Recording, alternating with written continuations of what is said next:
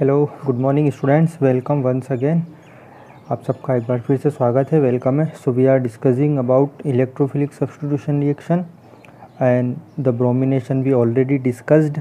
So let's do electrophilic substitution reaction of second type, bromination, sorry nitration. Nitration क्या होता है इसको discuss करते हैं। Nitration means introduction of nitro group. Okay, so direct ये देखो आप, ये नाइट्रो ग्रुप को जब हम इंट्रोड्यूस करते हैं तो उसको हम नाइट्रेशन बोलते हैं। तो electrophilic substitution reaction generally aniline देगा, तो डायरेक्ट नाइट्रेशन ऑफ एनिलीन इल tarry oxidation product in addition to the nitro derivative. देखो जब आप इसका नाइट्रेशन करते हो तो नाइट्रेशन करने के लिए किस चीज़ की ज़रूरत होती है?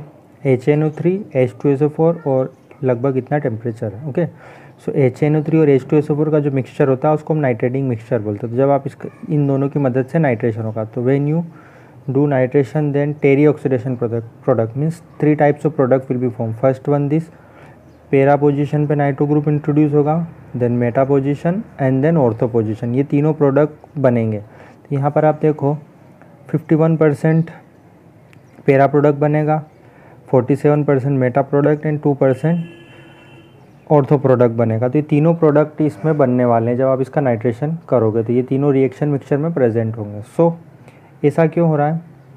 सो देखो moreover in the strongly acidic medium, ये एसिडिक मीडियम HNO3 दोनों एसिडिक है, तो ये एसिडिक है। तो क्या करेंगे, ये H+ डोनेट करेंगे और ये एनिलीनियम आयन में कन्वर्ट हो जाएंगे NH3+ में। So anilinium ion, okay, anilinium ion कैसा होता है विच इज़ मेटा डायरेक्टिंग, जो कि ये जो है पहले में एनिलियम आयन बनाएगा जो कि मेटा डायरेक्ट होगा। इसी वजह से ऑर्थोन पेरा डेरिवेटिव इसमें मेटा भी बहुत अच्छी खासी क्वांटिटी में बनेगा, जो कि 47% आपको दिया हुआ है। Significant amount of meta direct derivative is also formed. तो अब हम क्या करें, हम इसको प्रोटेक्ट करेंगे। However by protecting the NH2 group by acetylation, हम इसको प्रोटेक्ट करेंगे रिएक्शन विथ एसिटिक एनहाइड्राइड। देखो ये है एसिटिक एनहाइड्राइड, इसके लिए हम यहाँ पे बेस चूज़ करेंगे, बेसिक मीडियम में होगी। दिस इज एसिटिक एनहाइड्राइड, जैसे पहले हमने प्रोटेक्ट किया था वैसा ही ये प्रोटेक्ट होगा। ये NH2 ग्रुप, ये प्रोटेक्ट होने के बाद ये एमाइड बना लेगा, दिख रहा है आपको NHCOCH3। प्रोटेक्ट होने के बाद इस तरह से ग्रुप बना लेगा। Then we can do the desired nitration. So we can do desired nitration with the help of HNO3 H2SO4। अब हम इसका नाइट्रेशन करेंगे, तो यहाँ पर नाइट्रेशन करने के बाद में आपको ये पेरा नाइट्रो एसिटानिलाइड बनेगा, इसको हम एसिटानिलाइड बोलते हैं, पेरा नाइट्रो एसिटानिलाइड।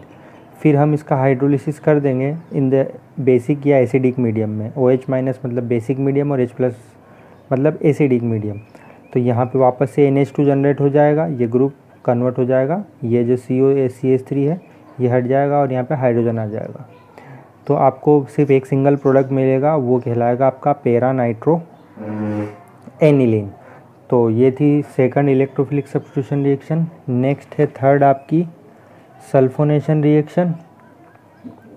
सल्फोनेशन रिएक्शन भी सेम टू सेम है, हम कंसनट्रेटेड सल्फ्यूरिक एसिड के साथ में रिएक्शन करेगा, जिससे क्या बनेगा, फॉर्म एनिलीनियम हाइड्रोजन सल्फेट।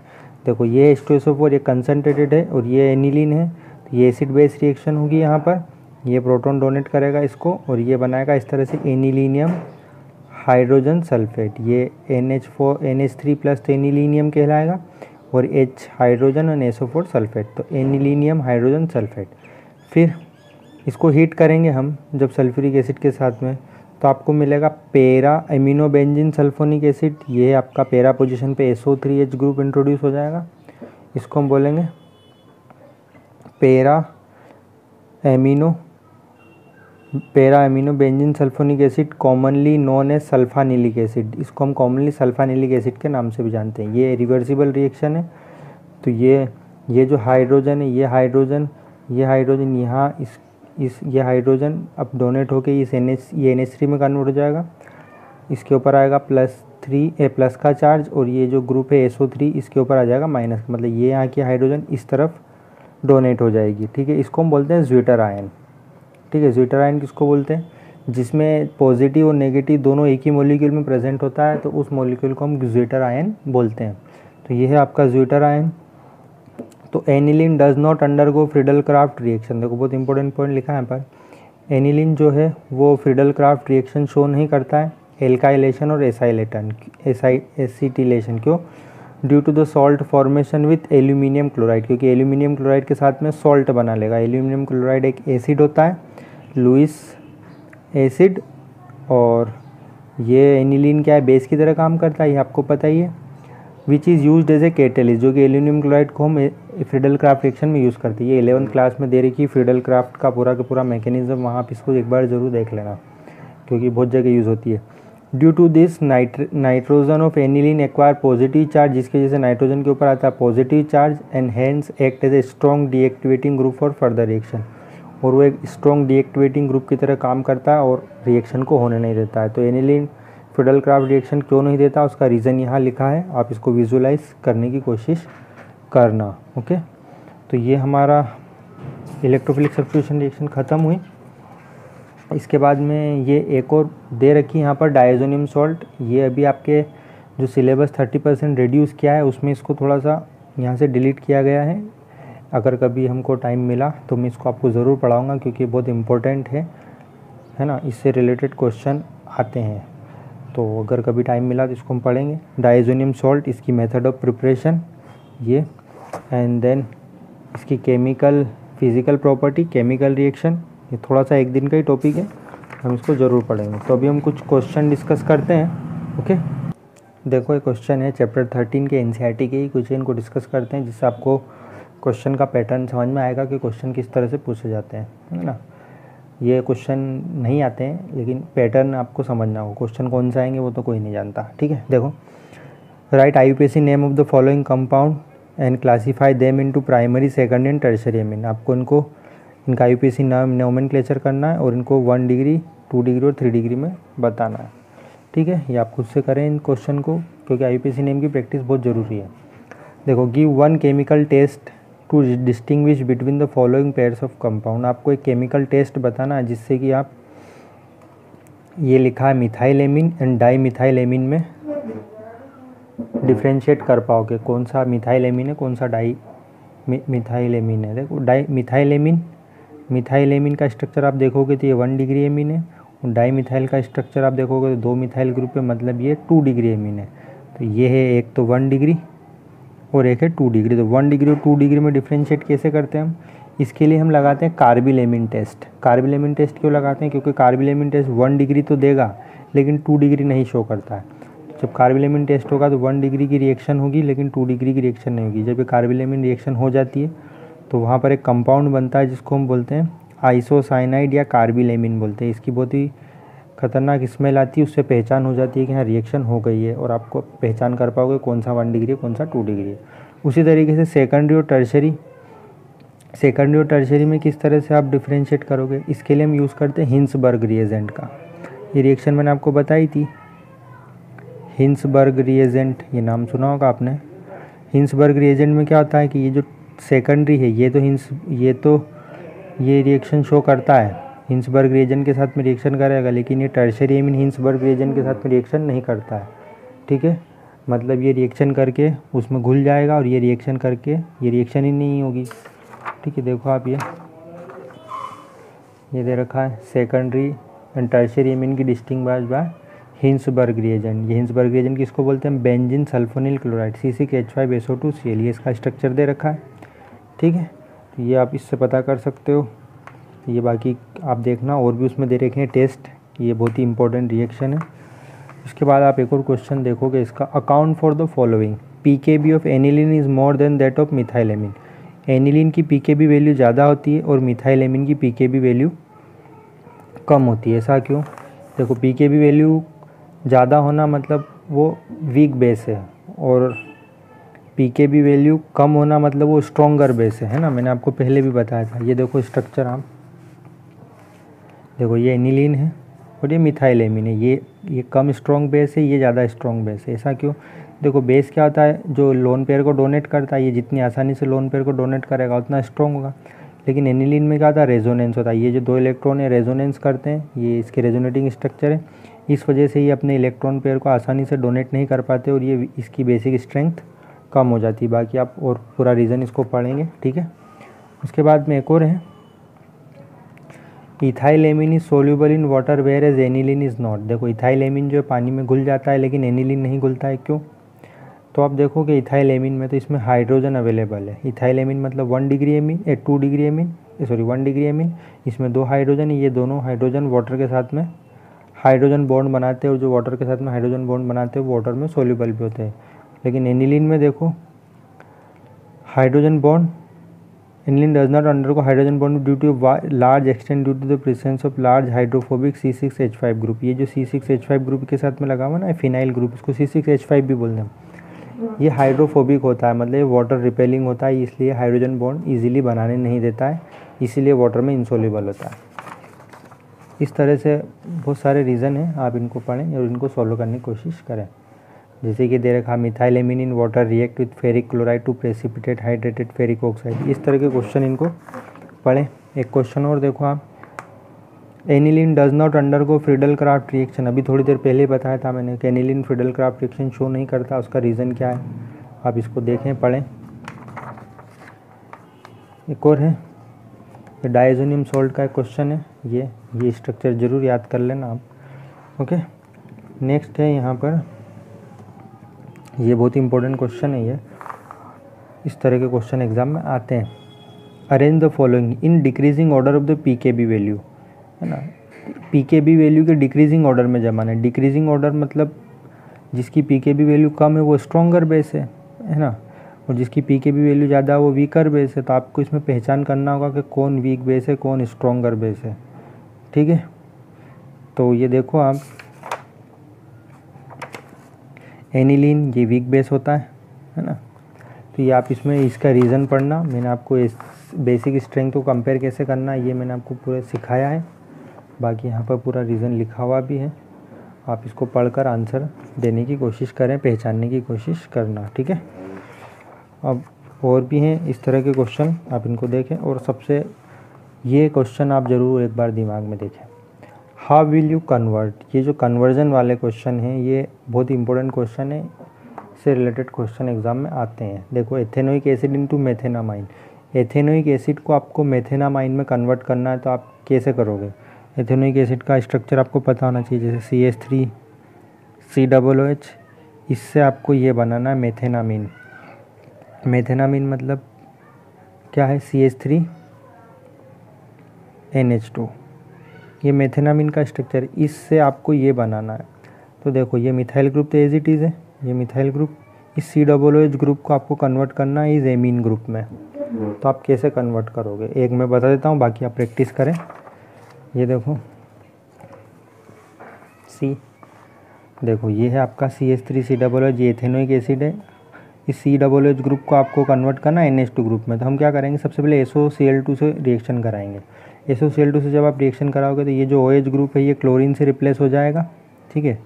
ये क्लोरीन से रिप्लेस होने के बाद में हम इसकी अमोनिया से रिएक्शन कराएंगे। अमोनिया को हम एक्सेस में लेंगे। जब अमोनिया से रिएक्शन कराएंगे तो ये जो Cl ग्रुप है ये रिप्लेस हो जाएगा NH2 ग्रुप से।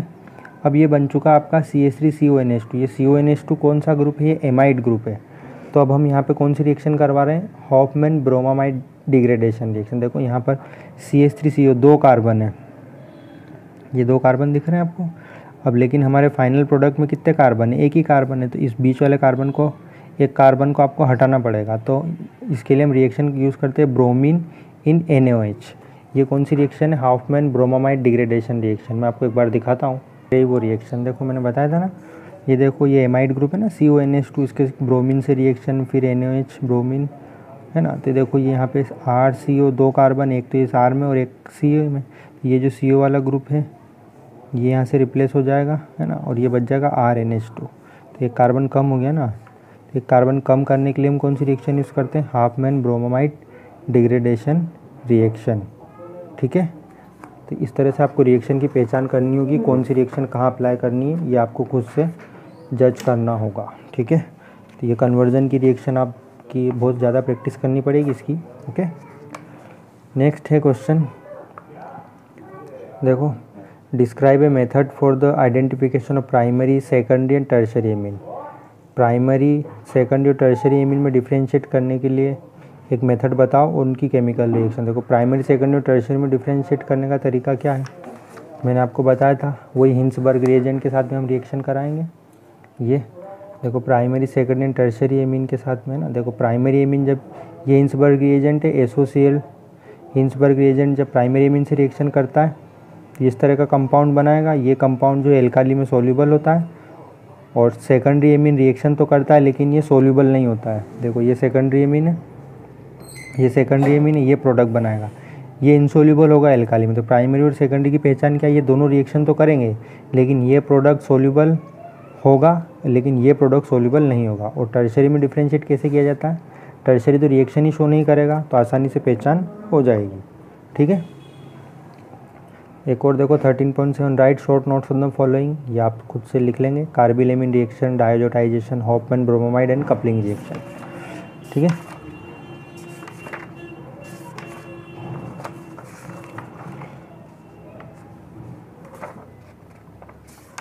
ये रिएक्शन है एसिटाइलेशन, बहुत सारे रिएक्शन है, गैब्रियल थैलेमाइड सिंथेसिस।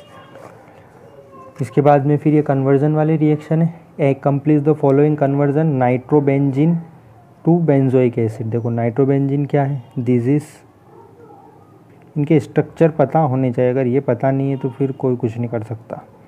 NO2 ये नाइट्रोबेंजीन है, इसको आपको कन्वर्ट करना है COOH ग्रुप में, मतलब ये जो NO2 ग्रुप है इस NO2 ग्रुप को COOH ग्रुप में कन्वर्ट करना है। कैसे कन्वर्ट करोगे, ये इसकी प्रैक्टिस आप देखें और करें, सोचें क्या क्या कितने तरह की रिएक्शन करनी पड़ेगी जब वो कन्वर्ट होगा। ठीक है, देखो दे रखी है, देखें आप इसको और प्रैक्टिस शुरू करें इनकी। और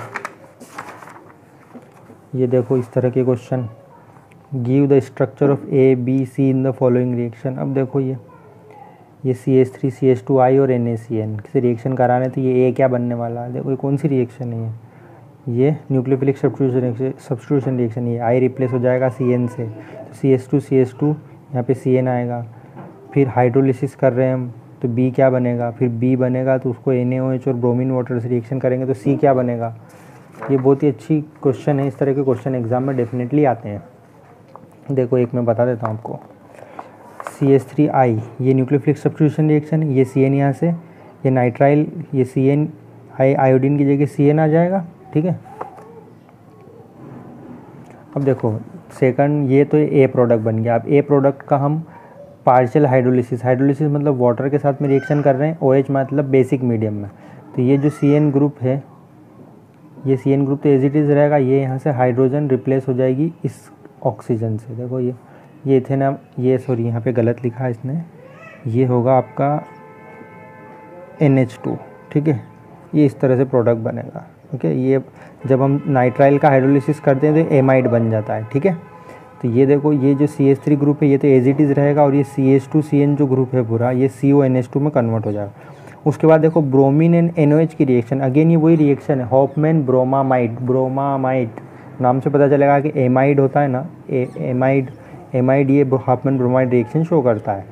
और देखो यहाँ 2 कार्बन है CH3 और CO, तो 2 कार्बन से यहाँ पे एक ही कार्बन की चेन रह जाएगी, ये CH3 रह जाएगा और बीच वाला CO यहाँ से रिप्लेस हो जाएगा और ये NH2 एज इट इज़ रहेगा। तो इस तरह से आप रिएक्शन की पहचान करें। ओके, और ये क्वेश्चन भी बहुत अच्छे क्वेश्चन है, इस तरह के क्वेश्चन भी एग्जाम में आते हैं, ये देखें आप। Okay, an aromatic compound A on treatment with aqueous ammonia. देखो एरोमेटिक कंपाउंड है मतलब एनिलीन है, उसकी हम अमोनिया के साथ में रिएक्शन का, एनिलीन है या पता नहीं क्या है, अमोनिया के साथ हीटिंग फॉर्म कंपाउंड बी, जो कि कंपाउंड बी बना रहा है, जब उसको हम हीटिंग करते हैं ब्रोमीन और KOH। देखो ब्रोमीन और KOH दे दिया है, मतलब हॉफमैन ब्रोमोमाइड रिएक्शन होने वाली है, तो ये जो बी बनेगा ये कोई एमाइड होगा। C of molecular formula, write the structure and IUPAC name the compound A, B and C। इस तरह के क्वेश्चन आते हैं, इनकी प्रैक्टिस ज़रूर से करें। ओके, फिर से दे रखी है उसने, देखो complete the following reaction 13.11 question. देखो आप, ये कौन सी रिएक्शन है, ये एनिलीन है, ये क्लोरोफार्म है और ये KOH है। कौन सी रिएक्शन है, एनिलीन, क्लोरोफार्म और KOH। पहचान करो इसकी, इसका प्रोडक्ट क्या बनेगा। इधर ये जो रिएक्शन है ये कार्बिलेमिन रिएक्शन है, ये देखो ये कार्बिलेमिन रिएक्शन है। तो ये इस तरह से आपको पहचान करनी आनी चाहिए। इस तरह के 7 क्वेश्चन दे रखे हैं। ठीक है, ओके, तो ये आपके क्वेश्चन हैं, टाइप्स ऑफ क्वेश्चन और भी देख सकते हो। बाकी आप पूरे क्वेश्चन की प्रैक्टिस खुद से करें। ओके, अभी के लिए इतना, ये चैप्टर हमारा क्लोज हुआ। नेक्स्ट सेशन में हम हमारा न्यू लेसन शुरू करेंगे विच इज़ बायोमोलिक्यूल्स, जो कि हमारा ऑर्गेनिक केमिस्ट्री का I think it is the last chapter of part second, और इसको भी हम 5-6 दिन में ख़त्म कर देंगे। ओके, तो हमारा फर्स्ट पार्ट कंप्लीट होने आया है ऑलमोस्ट। तो आप इसकी प्रैक्टिस करें, अभी नहीं करोगे तो भूल जाओगे, फिर एग्ज़ाम में कुछ भी समझ में नहीं आएगा। Okay, bye bye, thank you, शुक्रिया।